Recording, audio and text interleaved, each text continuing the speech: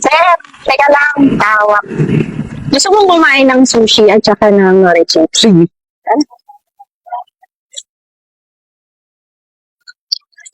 Ito na sir, kain ka na. Uy, salamat sa... Naalala mo ba kung saan tayo nagkita? Oo.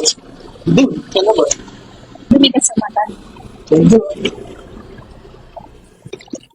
Kuya, ikaw ba yung nag-viral? Kung bukong...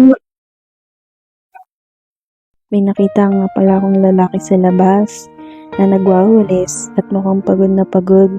Kaya agad ko siyang pinapasok sa loob. Inalo ko nga pala siya ng pagkain.